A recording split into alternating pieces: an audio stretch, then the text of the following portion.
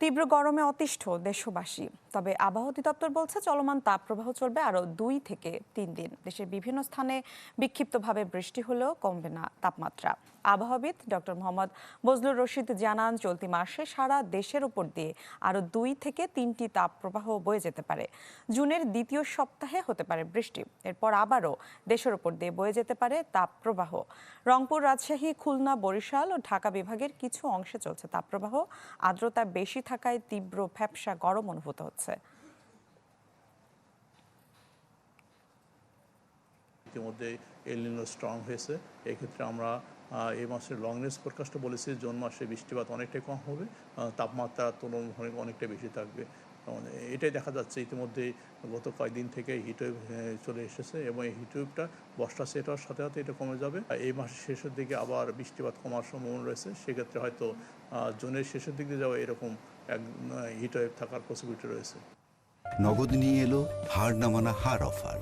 সর্বনিম্ন 10,000 টাকা রেমিটেন্স নগদে পাঠালে থাকছে স্বর্ণের হার জেতার সুযোগ।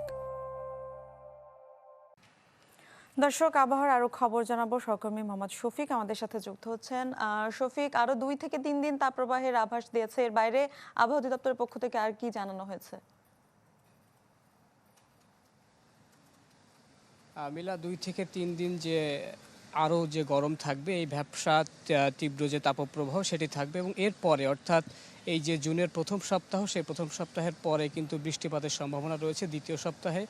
এবং দ্বিতীয় সপ্তাহের পরে অর্থাৎ এই মাসের 15 তারিখের পরে আসলে যে আমাদের আবহাওয়া অফিস জানিয়েছেন যে এরপর আবারও কিন্তু কয়েকটি তাপপ্রবাহ আসতে পারে, একাধিক তাপপ্রবাহ আসতে পারে। এবং এই যে তাপপ্রবাহের পরে জুলাই এবং আগস্ট মাসে বৃষ্টিপাতের সম্ভাবনা রয়েছে, যেহেতু এই 2 মাসে কিন্তু বাংলাদেশে বৃষ্টিপাত হয়ে থাকে বেশি এবং জুন মাসেও বৃষ্টিপাত হয়। তবে এবছর কিন্তু আবহাওয়া অফিস জানিয়েছে যে জুন মাসে বৃষ্টিপাত অনেক কম হবে। এই কারণে এই মাস আসলে অনেক গরম, পুরো মাস জুড়েই অনেক গরম থাকবে। এবং আজকের যে অবস্থা, আসলে সকাল থেকেই কিন্তু যখন সূর্য উঠেছে এরপর থেকেই আসলে যে গরমের তীব্রতা সেটি বাড়তে শুরু করেছে এবং এরপরে যত বেলা বাড়ছে ততই কিন্তু ভ্যাপসা গরম বাড়ছে। তবে আবহাওয়া অফিস জানিয়েছেন যে কোনো স্বস্তির খবর কিন্তু নেই ঢাকাবাসী সহ সারা দেশের জন্যই।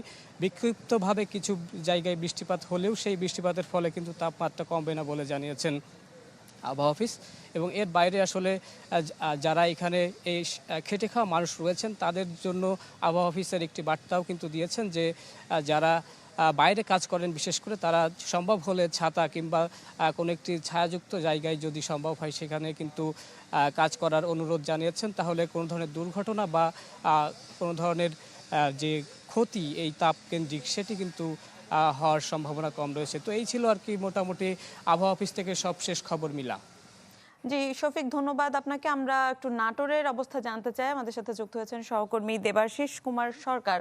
দেবাশিস, ঢাকার বাইরে নাটোরেও তো গরম অনুভূত হচ্ছে, কি অবস্থা দেখছেন সেখানে, কি পূর্বাভাস রয়েছে? মিলা, নাটোরেও কিন্তু প্রচন্ড গরম পড়েছে গত কয়েকদিন থেকেই।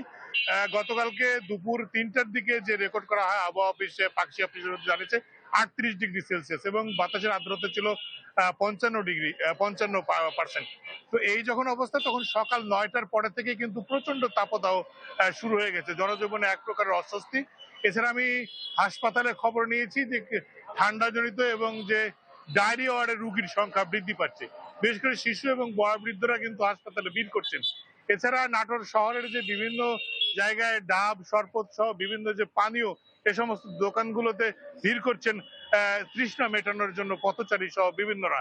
তবে ডাক্তারের সঙ্গে আমি কথা বলেছি, ডাক্তার চিকিৎসকরা যেটা পরামর্শ দিচ্ছেন যে এই সময় খোলা স্থানের যে উন্মুক্ত খাবার রয়েছে, বিশেষ করে পানি, শরবত সহ যে বিভিন্ন জিনিসপত্র এবং খোলা জিনিসপত্র, সেগুলো খেতে নিষেধ করছেন ডাক্তাররা। কারণ এই সময় অত্যধিক গরমে শরীরে একদিকে পানি শূন্যতা, অপরদিকে ডায়রিয়ার মতো অসুস্থতা দেখা দিতে পারে। এই জন্য ডাক্তাররা বলছেন বাড়িতে তৈরি খাবার এবং নিয়মিত পরিষ্কার পানি পান করার জন্য তারা পরামর্শ দিচ্ছেন এবং ঠান্ডা এবং ছায়াযুক্ত স্থানে অবস্থান করার জন্য সবাইকে অনুরোধ করছেন ডাক্তাররা। এছাড়া স্থানীয়ভাবে যে সবার অফিসের স্টাফরা যারা জানিয়েছেন যে যে সমস্ত অফিসগুলোতে শীততাপ নিয়ন্ত্রিত তাদের অফিস এমন একটা সমস্যা না হলেও যে সমস্ত অফিস শীততাপ নিয়ন্ত্রিত নয় তাদের অবস্থা আরো করুন। বিশেষ করে সরকারি ব্যাংকগুলো যেমন সোনালী ব্যাংক সহ বিভিন্ন ব্যাংকে গ্রাহক ভোগান্তি হচ্ছে প্রচন্ড প্রচন্ড গরমের কারণে অসুবিধা হচ্ছে ব্যাংকগুলোতে। যে সমস্ত বিশেষ করে সোনালী ব্যাংক সহ রূপালী ব্যাংক যে সমস্ত ব্যাংকগুলোতে সাধারণ জায়গায় যে এসি নাই সে সমস্ত জায়গায় জনগণের ভোগান্তি হচ্ছে প্রচন্ড। এছাড়া সাধারণ মানুষের বিশেষ করে রিক্সা চালক থেকে সহ করে সবারই অবস্থা প্রচন্ড করুণ হচ্ছে এবং সবচেয়ে যেটা নিম্ন শ্রেণীর মানুষের আয়ের অবস্থা আরো করুণ। মিলা এই ছিল আসলে গরমের সর্বশেষ পরিস্থিতি। জি দেবাশিস, ধন্যবাদ আপনাকে।